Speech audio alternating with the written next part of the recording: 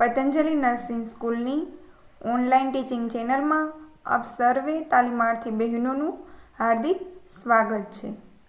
Child health નર્સિંગની અંદર unit 4 care of the sick child છે, જેની અંદર વેક્સિનેશનથી એટલે કે રસીકરણથી આપણે જે રોગોને પ્રિવેન્ટ કરી શકીએ છીએ એટલે કે અટકાવી શકીએ છીએ તે આપણે ડિસ્કશન કરેલું છે। તો જેવા કે ટ્યુબરક્યુલોસિસ છે, પોલિયો છે, ડિપ્થેરિયા છે, પર્ટુસિસ છે, ટીટેનસ છે જેવા ડિઝીઝ કે જેને આપણે રસીકરણથી અટકાવી શકીએ છીએ તે આપણે ડિસ્કશન કરી ગયા છીએ। તો ધેન હવે છે મિઝલ્સ એન્ડ જાપાનીઝ એન્સેફેલાઇટિસ। તો ફર્સ્ટ આપણે ડિસ્કશન કરીશું મિઝલ્સ। તો મિઝલ્સ છે જેને આપણે કહીએ છીએ ઓરી। તો જે ઓરી છે એની અંદર તમે બધા જાણો છો કે ઓરીની અંદર શું થશે, તો કે આપણા બોડીની અંદર રેડ જે ફોડલી થઈ જાય છે। તો જે શેનાથી થાય છે, તો જે ઓરી છે એ સૂક્ષ્મ જીવાણુ એટલે કે જે આરએનએ મિક્ઝોવાયરસ છે એના દ્વારા ઓરી થાય છે। તો જે ઓરી છે એ સૂક્ષ્મ જીવાણુથી થતો ખૂબ જ ચેપી રોગ છે। તો જે એના જીવાણુ છે એ વ્યક્તિના નાક, મોં અથવા ગળામાં જોવા મળે છે। એટલે આપણે ઉધરસ કે છીંક ખાઈએ ત્યારે એકબીજામાં સ્પ્રેડ થાય છે એટલે કે ફેલાય છે। તો જે ઓરી છે એની અંદર શું થશે કે ઓરીની અંદર 3 ફેઝ હોય છે। એક તો પ્રોડર્મલ ફેઝ હોય છે, ઇરપ્ટિવ ફેઝ હોય છે અને પોસ્ટ મિઝલ્સ ફેઝ હોય છે। તો એવી રીતે સાઇન સિમ્ટમ અલગ 3 ફેઝમાં ડિવાઈડ કરેલા હોય છે। તો જે પ્રોડર્મલ ફેઝ છે એની અંદર શું થશે, તો કે ફીવર આવશે અને હેડેક થશે। પ્રોડર્મલ ફેઝ છે શરૂઆતનો જે તબક્કો હોય છે, 3 તબક્કા હોય છે। તો જે શરૂઆતનો તબક્કો હોય છે એની અંદર શું થશે, તો કે ફીવર આવશે અને હેડેક થશે। પછી ઇરપ્ટિવ ફેઝ, તો તમે જાણો છો કે ઓરીની અંદર શું થાય છે, તો કે રેડ પૂરા શરીર ઉપર ફોડલી જોવા મળે છે। તો જે ઇરપ્ટિવ એને આપણે કહીએ રેસિસ। તો જે ઇરપ્ટિવ ફેઝ છે એની અંદર શું થાય છે, તો કે જે રેસિસ છે એ અપિયર થશે એટલે કે એવા રેસિસ ફોડલી છે એ દેખાશે ઇરપ્ટિવ ફેઝની અંદર। અને જે પોસ્ટ મિઝલ્સ છે એની અંદર શું થશે, તો કે વીકનેસ આવી જશે, ન્યુટ્રિશન અને ડાયજેશનને લગતા પ્રોબ્લેમ જોવા મળશે, બરાબર। પોસ્ટ મિઝલ્સમાં એટલે કે જે રિકવરી આવતી હોય છે એ ફેઝમાં વીકનેસ આવી જશે એવું જોવા મળશે, બરાબર। તો 3 તબક્કા હોય છે, પ્રોડર્મલ ફેઝ છે, ઇરપ્ટિવ ફેઝ છે અને પોસ્ટ મિઝલ ફેઝ છે। એક જોવા મળે છે કોપ્લિક સ્પોટ, ઓરીની અંદર જોવા મળે છે કોપ્લિક સ્પોટ। તો જે કોપ્લિક સ્પોટ છે એની અંદર શું થાય છે, તો જે કોપ્લિક સ્પોટ છે એની અંદર જે આપણી ઓરલ કેવિટી છે એટલે જે આપણા ગાલ છે એની અંદરના મ્યુકોઝા છે, ગાલની અંદરના જે બકલ મ્યુકોઝા કહેવાય, તો જે એ બકલ મ્યુકોઝા છે એની અંદર વ્હાઇટ અથવા તો રેડ કલરની, મોસ્ટલી વ્હાઇટ છે એ ડોટ થઈ જાય છે એટલે કે ટપકા જોવા મળે છે। અને ક્યારેક છે એ રેડ પણ જોવા મળે છે, કેટલીક વાર રેડ પણ જોવા મળે છે। તો એને કહીએ કોપ્લિક સ્પોટ। તો તમને પૂછે કે કોપ્લિક સ્પોટ છે એ ક્યાં જોવા મળે છે અને કયા ડિઝીઝમાં જોવા મળે છે, તો જે કોપ્લિક સ્પોટ છે એ ઓરીની અંદર જોવા મળે છે અને જે આપણી ઓરલ કેવિટી છે એની અંદર જે બકલ મ્યુકોઝા છે એમાં જોવા મળે છે, ઓકે। આ રોગમાં તાવ, ઉધરસ અને શરીર પર છૂટાછવાયા ચાઠા જોવા મળે છે જેને આપણે કહીએ રેસિસ। તો કે રેડ કલરના છૂટાછવાયા ચાઠા જોવા મળે છે। અને ઓરીને કારણે થતા ઝાડા અને ન્યુમોનિયાને લીધે મૃત્યુ પણ થઈ શકે છે। ઓરીના કારણે ન્યુમોનિયા કેમ થશે, તો કે જે આરએનએ મિક્ઝોવાયરસ છે એ આપણી ડ્રોપલેટ થ્રુ રેસ્પિરેટરી જે સિસ્ટમ છે એની અંદર દાખલ થશે અને એના કારણે લંગ્સની અંદર જે એર્વોલાઈ હોય છે એની અંદર શું કરશે, ઇન્ફેક્શન લગાડશે અને એના કારણે શું થશે કે ન્યુમોનિયા બી થઈ શકે છે એના કોમ્પ્લિકેશનમાં, બરાબર। તો જે મિઝલ્સ છે એના કોમ્પ્લિકેશન કયા છે, તો આપણે જોયું કે ન્યુમોનિયા છે, ધેન છે ઓટાઇટિસ મીડિયા છે। ઓટાઇટિસ મીડિયા એટલે કે જે આપણે ઈયર છે, તમે એનાટોમીને ફિઝિયોલોજીમાં ડિસ્કશન કરી ગયા છો, તો ઈયર છે એ આપણે 3 પાર્ટમાં, જે કાન છે એ 3 પાર્ટમાં ડિવાઈડ થયેલો હોય છે। તો કે આઉટર ઈયર હોય છે, મિડલ ઈયર હોય છે અને ઇનર ઈયર હોય છે। તો જે મિડલ ઈયરની અંદર ઇન્ફેક્શન લાગે છે જેને આપણે કહીએ ઓટાઇટિસ મીડિયા। તો જે ઓટાઇટિસ મીડિયા આના જે મિઝલ્સ છે એના કોમ્પ્લિકેશનથી ઓટાઇટિસ મીડિયા થશે। કંજક્ટાવાઇટિસ એટલે કે આપણે જે આઈ છે એની અંદર જે ઇન્ફેક્શન લાગે છે, ઇન્ફ્લામેશન થાય છે જેને આપણે કંજક્ટાઇવા છે એની અંદર ઇન્ફ્લામેશન થાય છે એને આપણે કંજક્ટાવાઇટિસ કહીએ છીએ। અને ધ્યાન છે ન્યુમોનિયા। તો જે મિઝલ્સ છે એનાથી આ 3 કોમ્પ્લિકેશન જોવા મળે છે, કંજક્ટાવાઇટિસ છે, ઓટાઇટિસ મીડિયા છે અને ન્યુમોનિયા છે। તો રોગ છે કેવી રીતે ઓળખવાનો છે, આપણે ઓરી છે, મિઝલ્સ છે કે ઓરી નીકળ્યા છે આપણે કઈ રીતે ઓળખી શકીએ, તો રોગને કેવી રીતે ઓળખવો, તો આપણે જોયું કે 3 ફેઝ છે આપણે ડિવાઈડ કરેલા છે। તો આપણે જોયું કે પ્રોડર્મલ ફેઝ છે એની અંદર શું થાય છે, તો તો કે તાવ આવે છે અને હેડેક થાય છે. તો તાવ આવે છે અને શરીર પર ચાઠા થાય છે, એટલે કે રેસીસ અપિયર થાય છે. તો રેસીસ અપિયર છે એ ઇરપ્ટિવ ફેઝની અંદર થાય છે. જે ઇરપ્ટિવ ફેઝ હોય છે, મોસ્ટલી જે આપણે રેસ્પિરેટરી રિલેટેડ કે કોઈ બી આપણે જે ડિઝીઝ જોઈએ છે કે જેને આપણે વેક્સિનેશનથી પ્રિવેન્ટ કરી શકીએ, એની અંદર જે ફેઝ હોય છે તો એમાં ઇરપ્ટિવ ફેઝ હોય છે. એ ઇરપ્ટિવ ફેઝની અંદર રેસીસ છે, એટલે કે જે ચાઠા છે એ દેખાતા હોય છે, એટલે કે રેસીસ છે એ અપિયર થતા હોય છે. તેન સેકન્ડ છે ઉધરસ આવે અને શરદી જેવું થાય છે. આંખો છે એ લાલ થઈ જાય છે અને કીધું કે કોપ્લિક સ્પોટ જોવા મળે છે. તો તમે જે સેકન્ડ પિક્ચર છે એની અંદર તમે જોઈ શકશો કે જે માઉથ હોય છે એની અંદર જે ગાલ હોય છે એની અંદર જે બકલ મ્યુકોઝા હોય છે એની અંદર વ્હાઇટ કલરના જે ટપકા જોવા મળે છે, અથવા તો ક્યારેક છે કે રેડ કલરના બી જોવા મળતા હોય છે. તો તમને પૂછે તો કહી શકો તમે કે કોપ્લિક સ્પોટ છે એ ઓરલ કેવિટીની અંદર જોવા મળે છે અને મિઝલ્સની અંદર કોપ્લિક સ્પોટ છે એ જોવા મળે છે.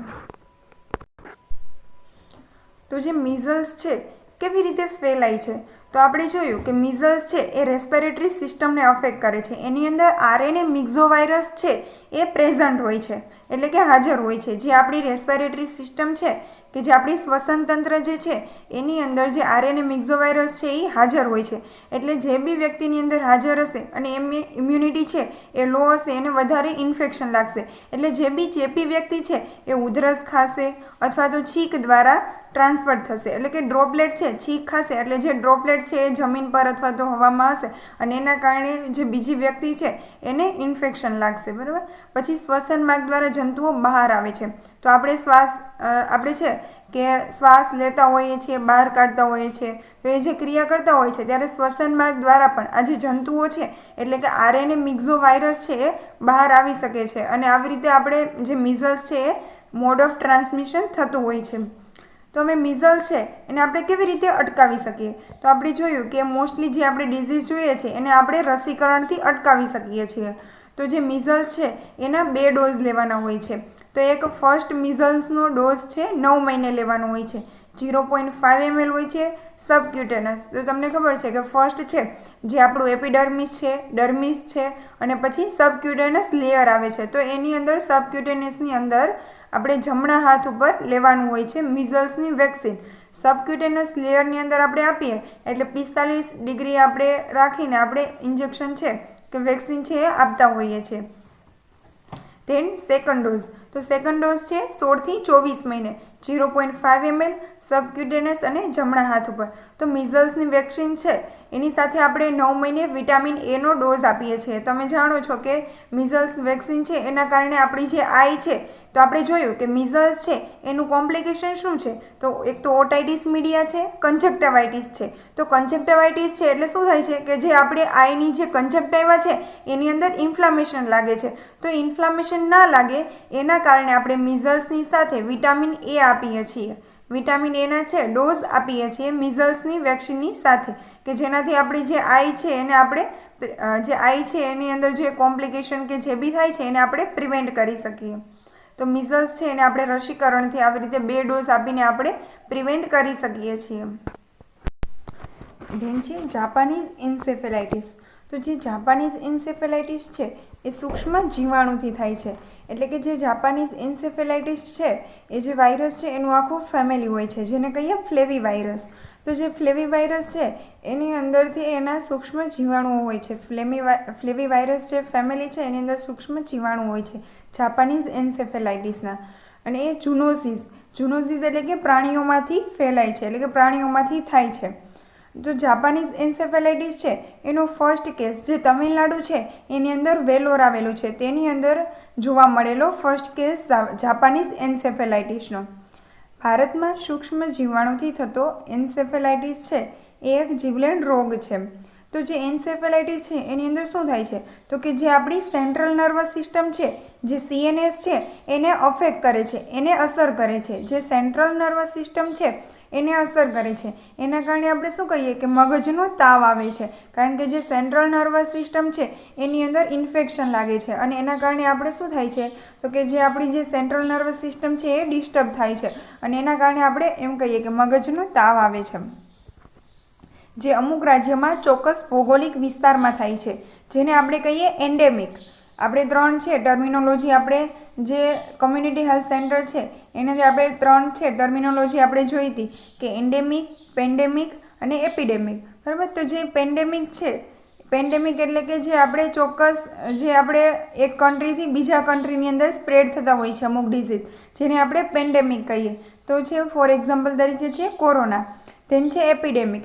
એપિડેમિક એટલે કે જે આપણી એક્સેપ્ટેશન ના હોય, સડનલી અચાનક જ છે કે ડિઝીઝ છે એ વધારે જોવા મળે છે, એટલે કે આઉટબ્રેક થતો હોય છે, જેને આપણે કહીએ એપિડેમિક.